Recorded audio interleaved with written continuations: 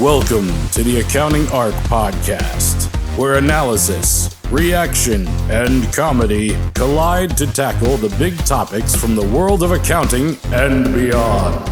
Join our trio of transformation agents as they discuss the hottest topics in and out of the profession, from breaking down industry trends, to reacting to everyday events, to uncovering the hidden humor in numbers. With wisdom, insight, and a dash of levity, they're proving that accounting isn't just about the numbers. It's about life. Because after all, accounting is in everything. The Accounting Arc Podcast starts now.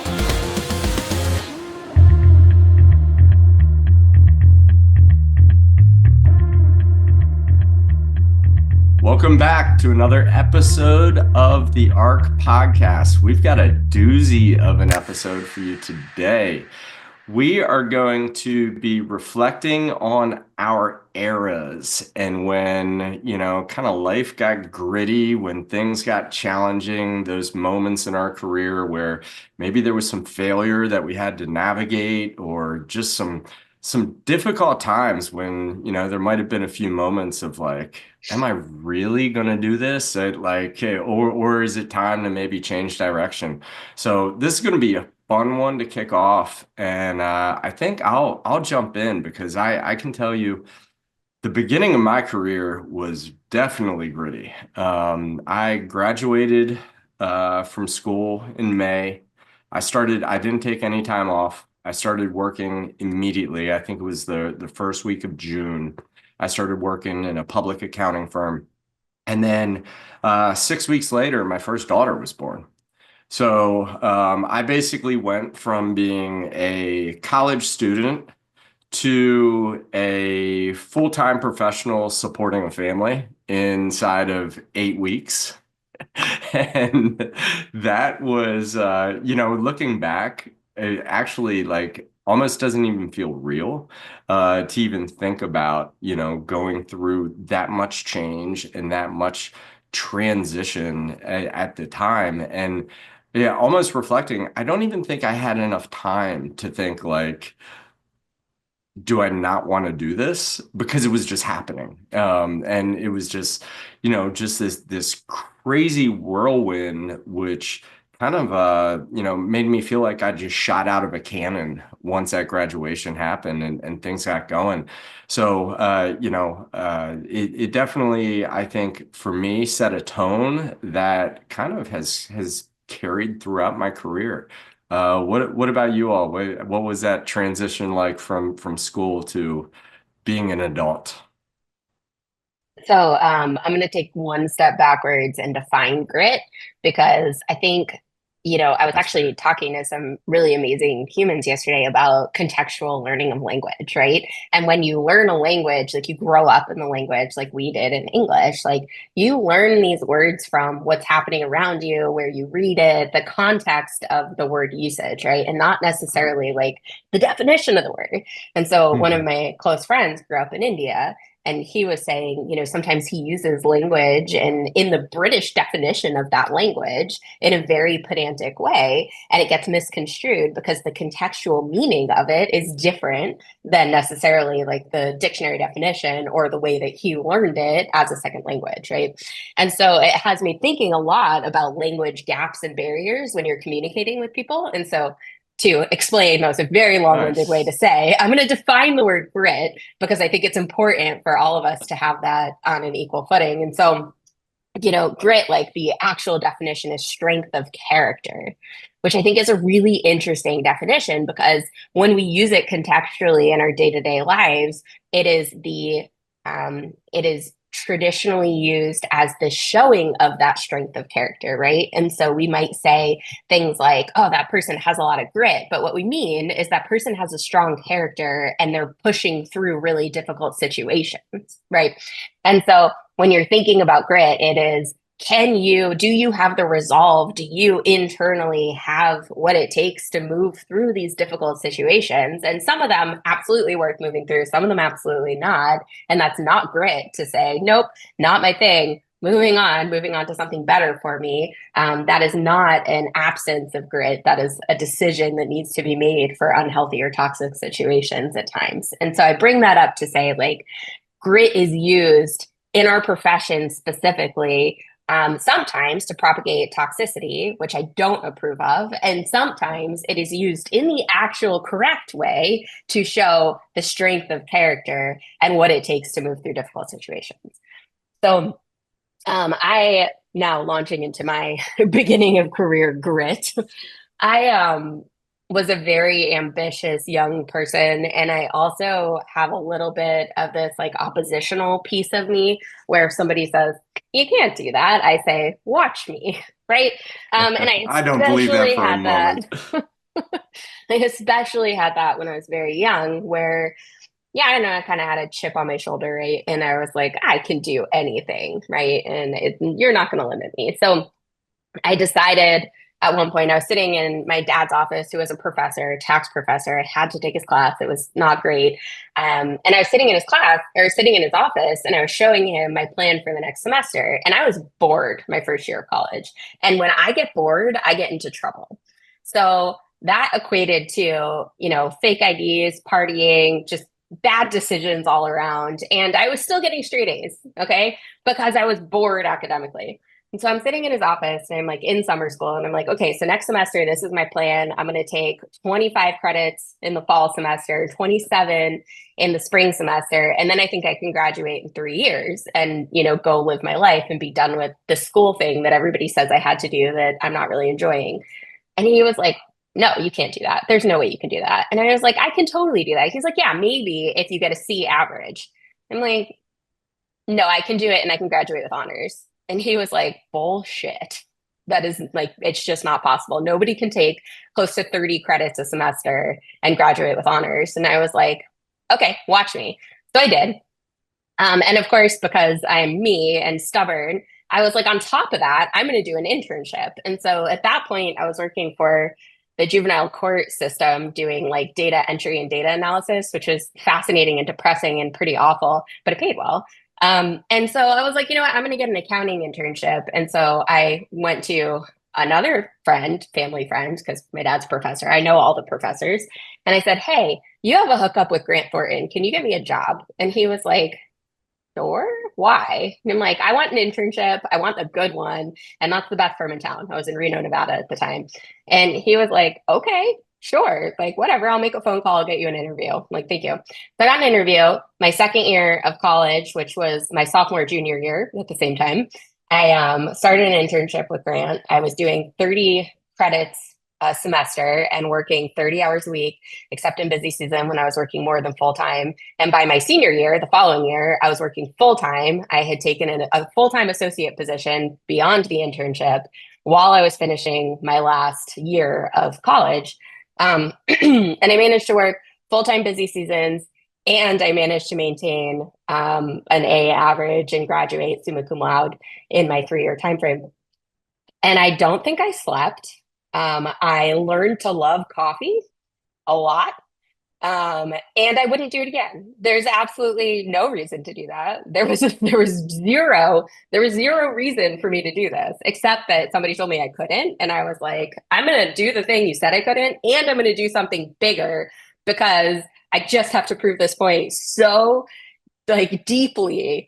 And I would say that was a really big demonstration of grit and strength of character and commitment to like what I wanted to accomplish, with absolutely zero reason why I wanted to accomplish that other than prove someone wrong, which happened to be my father, who I love dearly. And I'm 99% sure at this point in my life, he did that on purpose to give me like a little extra motivation and drive just to be like, nope, doing this. Right. But yeah, he definitely knew you. He definitely knew you. But I would say grit peppered in with a little bit of insanity. That was exactly what was coming to my mind. I'm like, I don't know if that's grit or insanity. I think it's a little more insanity, but I don't recommend that path to anyone. No. And also, I proved a lot to myself that year. And like, by the time I was working full time and I wasn't going to school full time, or twice full time in reality, I was taking a double load. I was so happy Like my first busy season in my firm where everybody's like bitching about 65-hour weeks, I was like, guys, I got so much sleep last night. And they're like, what? Like, this is not normal. Like, well, it is when you have a lot of energy, I guess. Well, that's a hard story to follow. Well, I mean, you already called out the insanity, so let's go back to sane, normal life. So staying in the same era. I think the biggest thing for me during that time was when I was looking for, well, actually I was looking for an internship, since you mentioned internship. And so I was trying to find one with the firms, the large firms in my area in Hawaii. And so I had my heart set on actually Deloitte because they were person I was dating at the time was at Deloitte, and I was like, I'm gonna work for the same firm as you. And I actually didn't get that, and my heart was really broken um, on that. So that was kind of like, oh my God. And it made me really question myself. Like, was I not qualified? Like, why didn't they choose me? Like, what's going on? Like, I am this like star achiever. Why are they not choosing me? That was partially the time too, where after that I learned about the whole fit thing, right? The personality fit and things of the firms. And I'm definitely glad now, looking back, I'm glad I never got that because that firm was definitely not a fit for me personality wise. I actually ended up getting a internship at Coopers and Lybrand instead, Big Eight at the time. Um, and my career ended up being there with TWC, ending in the end with the merger too. So that was one where I felt like, man, if I had, it was not just that, but there's a couple others, and I didn't get one until I finally got this Coopers one, and then I was like, oh, this is the one that set me up. So I also sometimes feel like it's like things happen for a reason, and sometimes you just got to push through to find out what was that reason. It's so true. There's a great Tim McGraw song that I just love. I'm not super religious, but the song is God's greatest gifts are unanswered prayers. Sometimes God's greatest gifts are unanswered prayers. And I think about so many of those moments from my career, Donnie, where I thought there was something that I really want. I mean, I did. I wanted it, but it didn't pan out. And now reflecting back to your point, like it's a good thing it didn't because I definitely when I was looking for jobs out of school, I was not summa cum laude. I was also not in any honor societies. And therefore, a lot of the big firms that I thought I wanted to go to wouldn't even look at me. So, I ended up with a small local firm, which arguably was the greatest thing that could have ever happened in my career for so many reasons that we could have a whole podcast episode on. But it's really interesting those unexpected positive consequences. Yeah. Well, and I think, Donnie, like your story shows a lot of grit in that you had this resolve. You were going to do this thing and it didn't pan out. And then you like pivoted quickly and were able to move forward in a really productive way. And I think that is a really good show of strength of character, right? A lot of people have their mind set on one thing and then it doesn't work out and then they fall apart. And that is the opposite of grit, right? Well, and actually, it wasn't a quick pivot. I did kind of fall apart because I was Oh, so well, upset because I had this relationship tied into it, right? hmm It's kind of like of course, that at that time, which I'm saying I don't think this is valid anymore. At that time, it was you need to work for one of the big eight, and if you didn't, like we weren't worth anything. I totally don't think that's true now, but at that time, so it was like very devastating for me. And then going through a couple other internship interviews and not getting them to finally end up with Coopers and Lybrand at the end or PwC at the end. That was I think I that part I agree. Like continuing to push through, even though it was like, oh, I'm not gonna get what I want. Am I a failure? Kind of questioning. I think it's always okay to question. There's never a moment where you shouldn't question everything, right? And I think if you stop questioning, then you go down a path of lack of self-awareness and lack of growth A really in good point. result. Yeah, no doubt, no doubt. For one of the next moments of hopefully grit based on our shared definition here, was the CPA exam. There, of course, you know, without making this about the different format of the CPA exam, you could only take it every 6 months when I was taking it. So, there was you were locked and loaded into like a period of time that you could study for, and you also had this issue where you didn't get the results for a couple months, so you didn't know if you should start studying again. Yeah, and all those challenges, but it took me a few shots. Like there was definitely no sit down and just crank out all four of them. In fact, in between there, I was raising a new baby in addition to all the things and the tax seasons. And, after those first couple failures, you do begin to wonder, like, was I meant to do this? Like, is this a thing? And, that I think probably was the first challenge in my career where I actually had time to like question if I was doing the thing that I was supposed to be doing at that time from the perspective of the goals I had set for myself and the things I wanted to achieve. So grateful that I pushed through and eventually did check all those boxes. But that was a tough time early in the career with everything else going on. And frankly, I didn't work that hard through college, so it was tough for me to fight through that early in the career. I had the same format, so I would take it when you had to take all four, and I actually didn't. I failed. I didn't get to retain any of my scores the first time, which again, being a super achiever, I was working at Coopers and Lybrand already at that time, and I was just like, what? The second time, luckily, I passed three. And then the third time, so it took me three times to get through. The third time, I only had to take that one section because I got to save my scores. I took it when it was 4 separate sections, and I'm happy that I came in right after that was passed because it made it a whole lot easier to study in sections.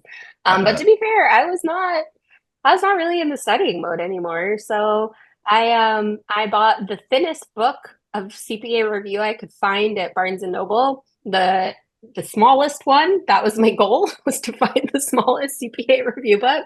And I took it on chairlifts with me while I was skiing, and I would read the book on the lift, and I'd put it in my jacket and ski down, and then I'd read the book on the lift up. And then on weekends, I'd do practice sets and see, like, can I get through this? Like, am I gonna like pass this? And that was my nights and weekends. And I definitely didn't spend the amount of time that I think you're quote unquote supposed to, right? Or the recommended study time. I did it as quick as possible. But the thing that I did, because I thought that there would be an interesting way to understand this exam, and I am very neurodivergent. And so from a young age, I was taught how to take tests because I struggle with like multiple choice, like it doesn't process in my brain the right way. And so I had for a very long time been like coached on how do you take these standardized tests and what are like the I don't know, different like theories around it. What are the strategies to do well if you don't like process the same way as everyone else, right? And so I'd already had all this coaching and all this, like, this is how you take a test, whatever. And to be fair, before anyone taught me how to take a test, I was testing in like the 10th percentile. Afterwards, I was testing in like the 99th percentile. So this stuff like does make a difference, especially if you have any kind of neurodivergence going on.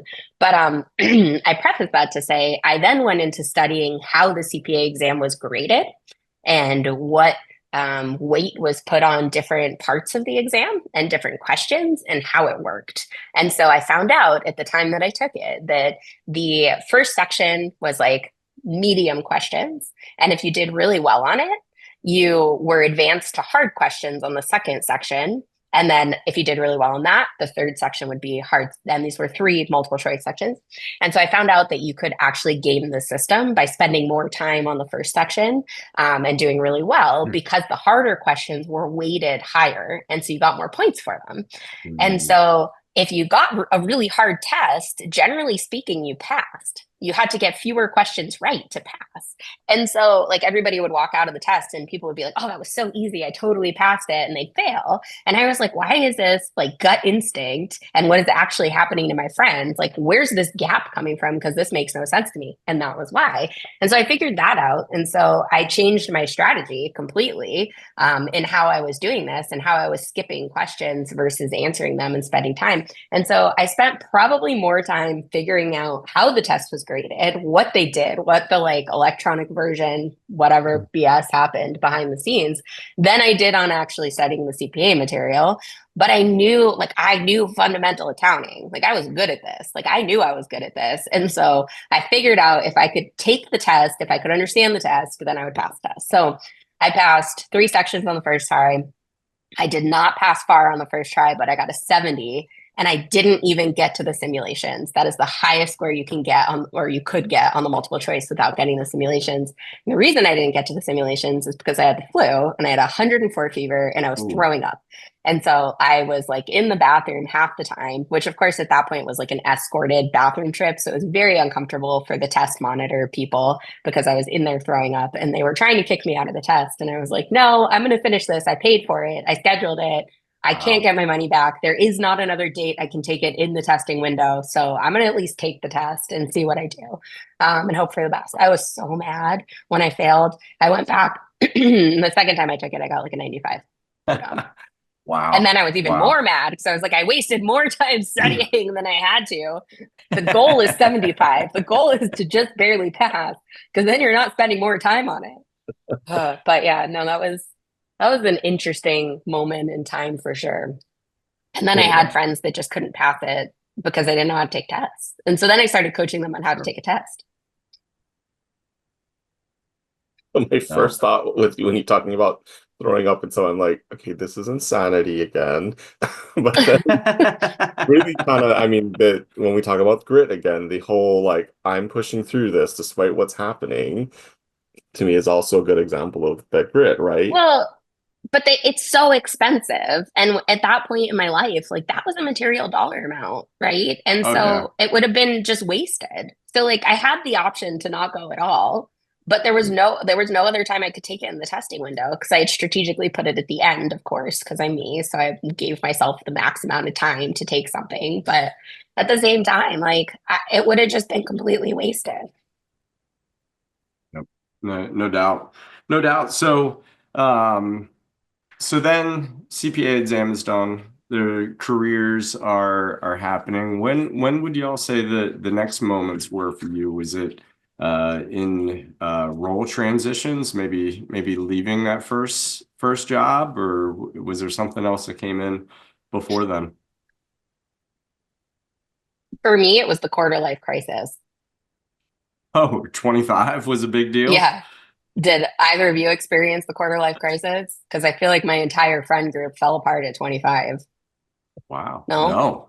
No. Oh, okay. Well, let me tell you then, for us millennials, there was this thing called the quarter life crisis where you were looking at these partners in these firms going, oh, okay, so they're all divorced. They're all working like as many, if not more hours than I am. And this is the like vision of success that I was given, that I was handed by society and by my chosen profession. And this doesn't align with what I want in life. So like we have this giant gap between what success is supposed to look like, what it actually looks like, and how I feel about it. And so, I think there is definitely a party culture inside of public accounting. I can tell you that firsthand. It does not stop at any point in time. I think, it is a coping mechanism, whatever. But at that age, at that like level, it's firm-sponsored happy hours, firm-sponsored after-tax season parties. Like every conference, you get a budget and everybody's out drinking or doing, whatever they find fun in. And I can tell you, every single one in my peer group went through this quarter life crisis. And it was, do Wow. we continue doing this? Do we stay and work our butts off for the vision of success that we don't actually share? And coming to terms with what that should look like, or what, instead of just blindly following, like, I feel like when you're young, it's like, your parents tell you what you're supposed to do and you kind of do that. And then you get to college and you start thinking for yourself and like, you think you know everything and you think like, I've got this, like I'm on my own, I'm independent, like I'm good. And then you start working because that's what you're supposed to do. But that's also still what society and your parents told you were supposed to want and do. And so there's like this reckoning that has to happen at some point in everybody's life. And I guess sometimes it doesn't happen until you're 50. But like for me, it was at 25 where I was like, is this really what I want in life? And I stuck with it. I changed firms a couple times. Changed departments, worked on a couple different things, and then, you know, um, eventually founded my own firm by I was 29 when I did that. And I would say that was kind of the end of the quarter life crisis where I was like, okay, now I have a path forward. I have a vision of success that I think is reasonable and achievable. And I'm taking control in my life. And then starting that business was a whole other level of grit that was required because that was harder than I ever could have understood before I did it. No doubt. I think for me, I mean, and maybe this is a generational thing because I think just to generalize Gen X, I mean, we came in 25, there was no expectation that like if you were above staff level at 25, like you were still on course. So it was like, like we kind of had this thing like it's going to be a slog to get to partner and just sit there and do what's asked of you and keep trucking forward. But for me, I mean, it was definitely, I changed roles, went to a larger firm for a variety of reasons. And then while I was at that firm, transitioned into my technology role, which was a big decision point for me because I had worked so damn hard to become a CPA and take this accounting path. And I was faced with this opportunity to transition into technology, which seemed to be my calling. And but I like there were things in there that were tough, but for me, it comes back, and I won't get too far ahead in the eras, but like starting my own business, I think I was 32 when I started my business, and that's definitely the next moment where it got gritty. What about Donnie? Any other tough moments before you got to starting your own firm? You're on mute, buddy. You're on mute, Donnie. Not in that sense, but I feel like I kind of missed out because Lynn's talking about all this partying, and even though I was at that point, it would have been a big six, I think, a big five. We didn't have those parties. We were more like a mid-sized firm because we were in a small market. I mean, our office was only I think 80 people total. Um, so part of it was, but I did have that realization because since high school, my dream was partner at effectively one of the big four firms. So, although I didn't have kind of a quarter life crisis when I realized that wasn't it, but what I saw, and this is the reason I ended up leaving, was they were like, well, instead of staying in Hawaii, you have to move to Virginia, you got to do all this stuff. And I was like, there's no way I'm doing that. Not just not moving, but also like, I'm not going to jump through all your hoops and hope that I can eventually make manager and make partner. So I actually, yeah, I left and started my own firm at 25, Wow. effectively. Yeah, no, I think that's really interesting. Maybe I was just cooler than you guys. Like maybe Must be. Yeah, I mean, Without that's a probably doubt. true now too. Without a doubt. Oh Yeah. no, I'm totally kidding. I'm definitely an Uber nerd.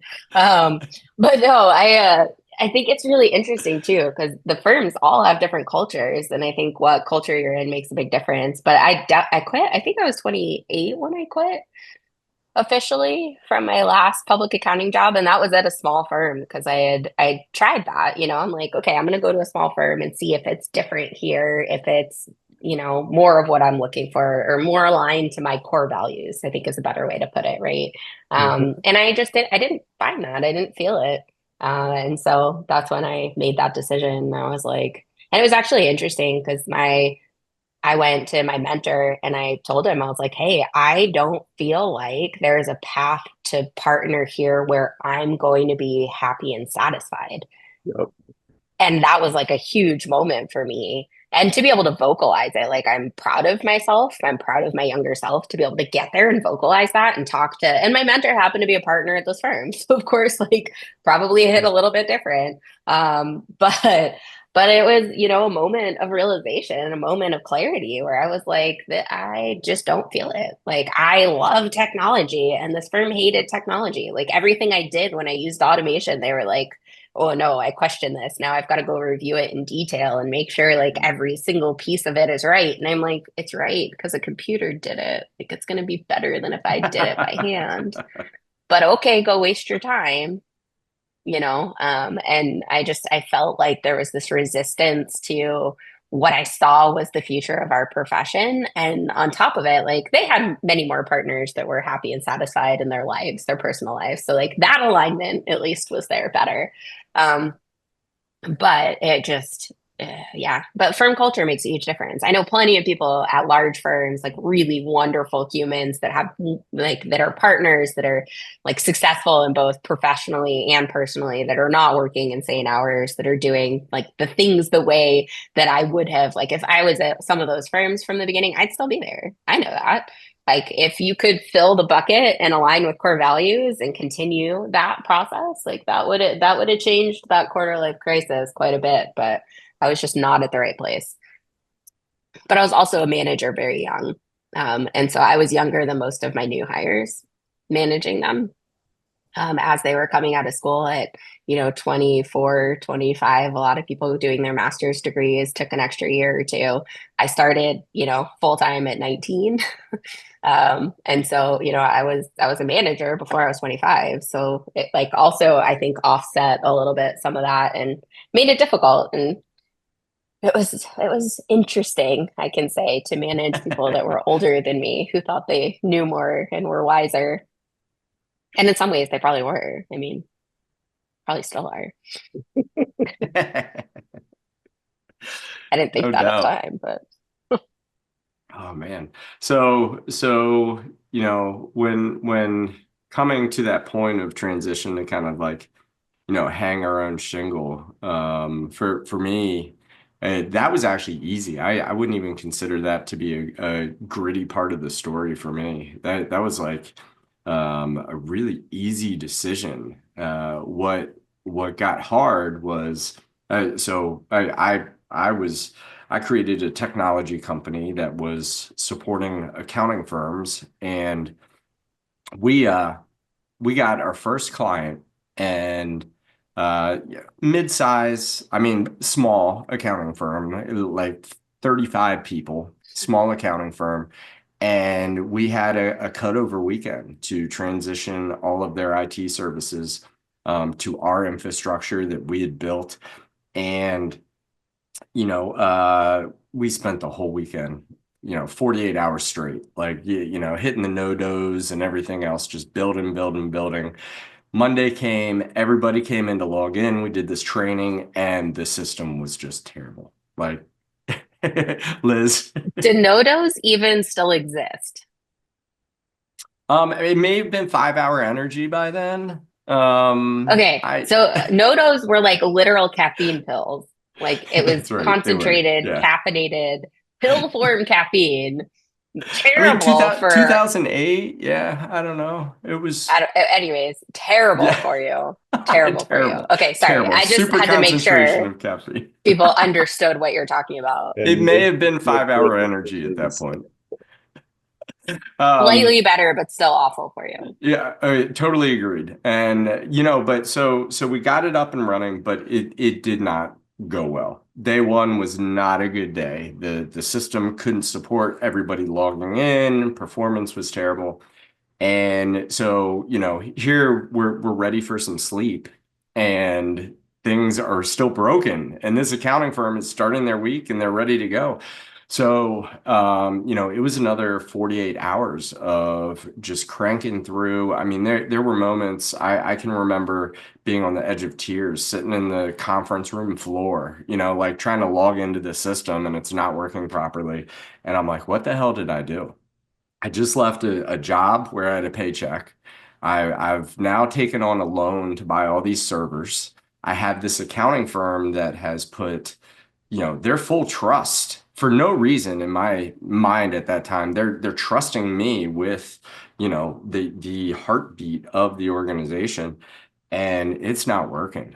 And that was, I mean, there were some moments there where I like the doubt that was running through my mind was deafening. And we here we are. Fast forward, spoiler alert, we figured it out. We got the system running, and did it. But that was the one of the hardest moments of my career. Just having so many people putting their goodwill into me, and then not delivering, in my opinion, and questioning whether or not I could deliver. That was tough. That was definitely one of those times when I had to like just go deep and really, really pull whatever I could from the backs of anything I had left to push through. I think failure is one of those times where grit shows through, right? Yeah. Your strength of character, your ability to push through failure and figure it out and come out the other side. Those are times where grit is shines, right? So what'd you mess up? Like, what did you mess up in the I job? mean, what it was just we tested the system with two guys logging in simultaneously to see if it worked. We didn't test a system with 35 to 40 people logging in simultaneously, and flooding the network with traffic, flooding the servers with authentication requests, and like really testing for all of those things. And Hmm. we learned a lot of important lessons there, but also realized that, what the model that we had built in our mind of how this was going to work was not the reality. And we had to figure out, how to change those things, how to troubleshoot things, how to eliminate the bottlenecks on the network, in order to get that stuff working properly. And mind you, the goal, this was 35, 40 people. The goal was to get to 1,000 plus people on this infrastructure, on this network. So, that's where, like, sitting there with like tears getting Yeah. ready to like explode. You're like, if I can't do this for 35 people, the dream that we just spent 9 months building a plan around is just like science fiction. Yeah. It's a hard grit story. Fun times. It's a really Yeah, good but point, Liz, though, that in the way that you phrased it about grit is sometimes pushing through failure or past failure. 'Cause I feel like a lot of people are just so afraid to fail.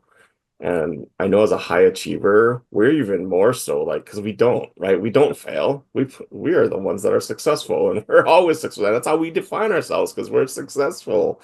And then to have these kinds of things happen, those are the ones that really feel like that huge setback, and it can be a bigger blow sometimes, especially if you're a high achiever, then sometimes it feels to others, and people don't understand, why are you so upset?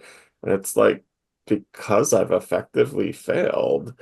But again, the grit is pushing through that. Okay, how do I either pivot, or what does this really mean? Does it mean that I shouldn't be doing this? I'm not meant to do this, or does it right. mean that I really just need to keep pushing forward, or I need to adjust my course, or I need to rethink, in Byron's case, my testing strategy. Right, and we kind of look at things. So I think that's an important message, regardless of what you're going through, because even I've had some of those failures too, Byron, early in my firm's career, where for us, we still do build applications Mhm. or build software for our clients, and Sometimes it just doesn't work, or the worst was when it's in production and it's not working or it stops working. You're trying to figure out like, why is this all of a sudden? It was working for like years and all of a sudden it stops and you're like, what's going on? What's different? What's changing?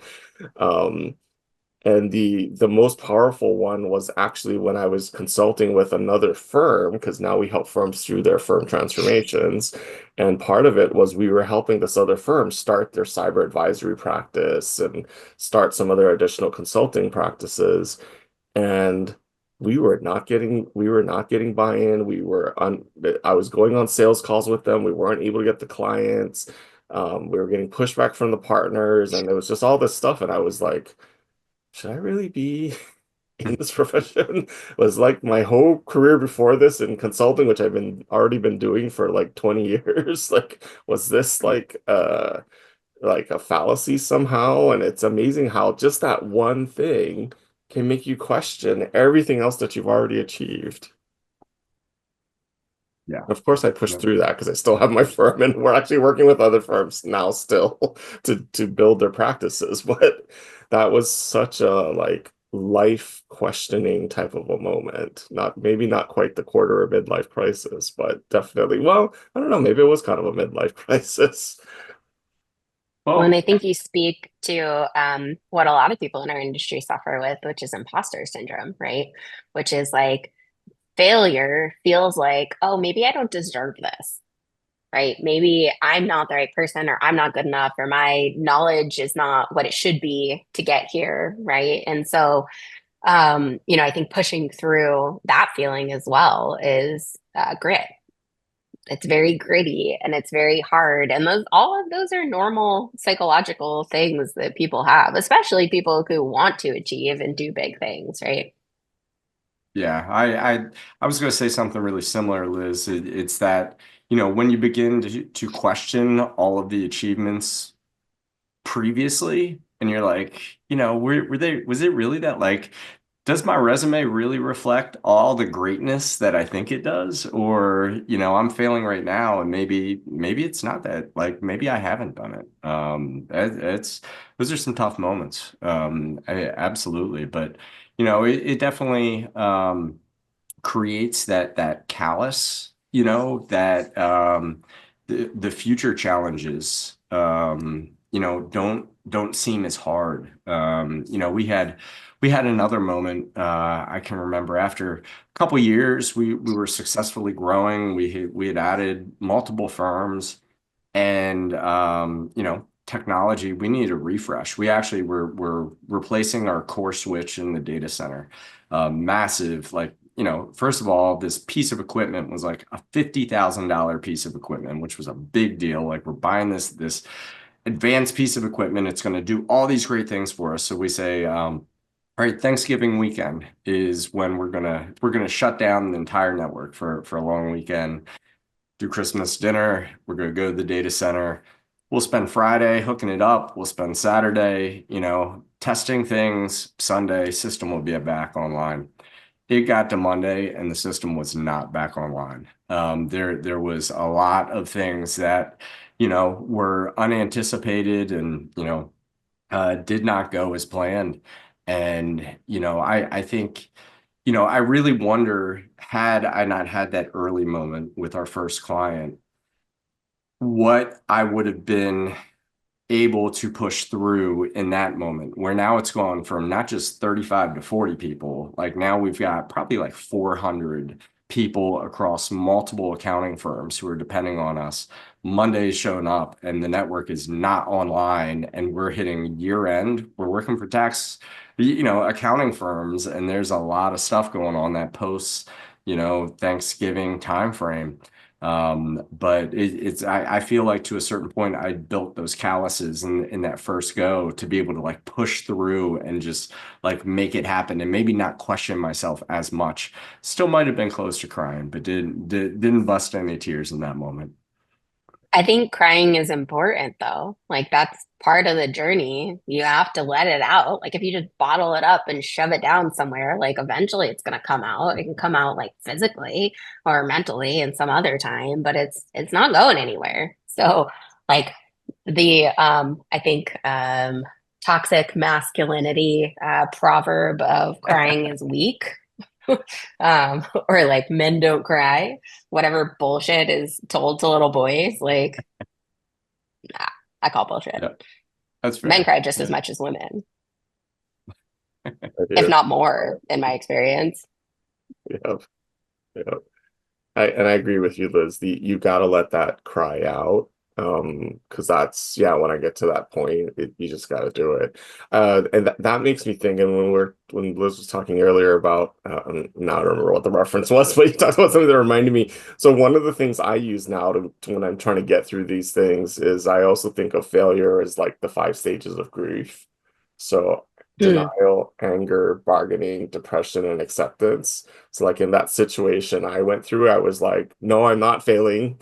We're gonna get this done. We're gonna do it, right? And then I had anger. I was like, it's this person's fault because they didn't do this and they didn't do that, and they're the ones that are making me fail, and they're the ones that are setting me up. So I went through that. Then it was the right, well, if I do this, and if they do that, and can we make it work in the end and still kind of go through? And in the end, we had to sever with that firm that we were helping with. The whole depression, I think that comes down, which comes back to the crying, and you need to get through that. And like Liz said, you need to get it out, which can then get you to that last stage, which is the acceptance. I have failed, and even till today, just saying those words, I could feel it in my body. Right? But getting to that and say, okay, but what have I learned from this and how am I going to move forward? And that's the grit. That is absolutely the demonstration of grit. And so my firm used to have a core value like written out of fail and learn. And we took it off because we realized it's actually integrated into all of our other core values. But the specifics of it are there is no big reward in innovation if you're not willing to take a risk. And if you take a risk, failure is a potential outcome. And in many cases, it is the likely outcome because you're doing something new and different that's never been done before. And you're going to fail a few times before you figure it out. Right. And so, I think that if you think about failure from the perspective of learning and you think about it, you flip it on its head and you say, okay, so I'm going to bake in time for failure. Like if I'm building a whole new system, like I'm not going to promise it tomorrow. I'm going to promise it in 6 months and know that I could probably do it in a month, but let's test it, make sure everything's working right, make sure we find the failures first. Right. And I think that that's part of the process. And it's like with everything, right? It's like you can apply those same thought processes to everything else. Like if you're setting an unrealistic deadline or even what you think is a realistic deadline, like push it out a little bit and be like, okay, I'm going to give myself a little extra time so that I can fail, I can learn from it, and I can pivot and fix it and make it still do the thing that I ultimately think it should, or that I ultimately think I should, right? Like, I find it really interesting talking to some of like young people coming into the profession that are like, oh, I'm going to do this, I'm going to do this, and this is going to happen by the time I'm 30. And I'm like, why? Like, what's the point? Like, what are the core values inside of you, and what is your version, like you personally, your version of success that is driving this like hard deadline, hard whatever it is? Because most of the time it's unrealistic, and also like why? I just it all comes back to like what's the reason? Like what are we doing this for? Yeah, no doubt. I mean, and I think that's part of it is I don't know if the way I'm going to phrase this is right, but I think it's easier to grab onto grit when that goal is like truly yours and not somebody else's, right? Like I think a lot of those people you're talking about, they set those goals based on what they see in the outside, like what people are putting on social media, what like all of these things, and it's not really their goals. It's just what they think is achievable based on third party things that they see. And when it comes down to like when shit hits the fan and you need to go, like you need to like truly believe in what that thing is that you were going after. Because if it's somebody else's goal, then you're not going to have that drive to keep driving through. It, it's Well, it, You just won't. It is difficult to have grit or to show that strength of character when you don't know your why. Sure. Yeah. It's a good way of putting it. And which points to the Simon Sinek start with why. Yeah. And I think kind of flipping this a little bit, if you see people, because I hear this like, oh, this next new generation, I've been hearing it for several generations actually now, the generation doesn't have grit. And I kind of flip that now and I look at it and like, well, do they have buy-in to what you're doing? Did you set the goal for them? And so they're not achieving your goal, it's not their goal. Do they understand why you want them to achieve this goal?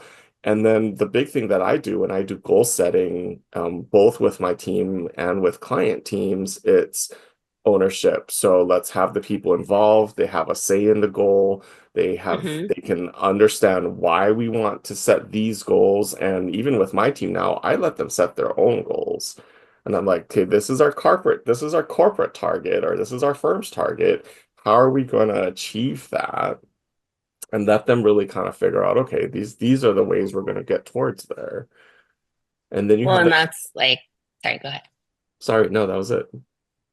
So we use EOS at my firm, and there's the concept of get it, want it, have capacity for it, right? Yep. And that's basically what you're saying, right? Like a lot of people get it, they have the capacity to do it. They don't want it.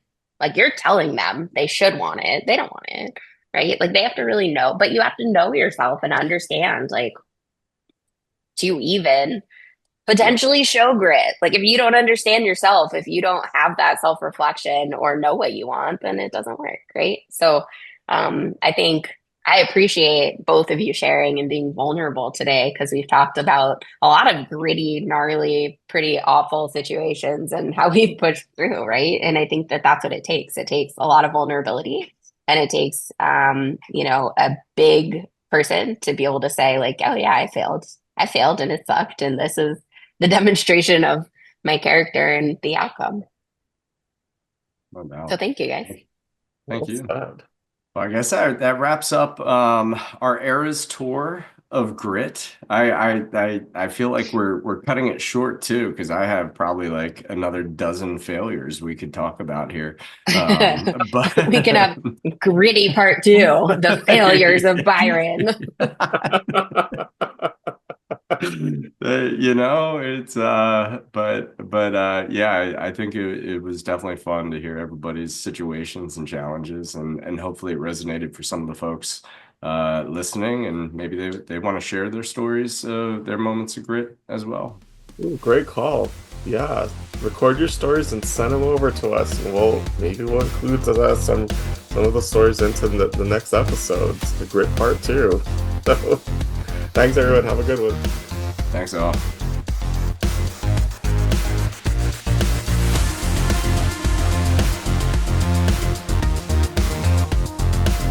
The Center for Accounting Transformation provides business professionals with a network for utilizing innovations that are ready for adoption, the training and resources necessary to apply those innovations, and an opportunity to engage the talent and community needed to further the pursuit of innovative accounting practices that drive responsible and mindful business performance.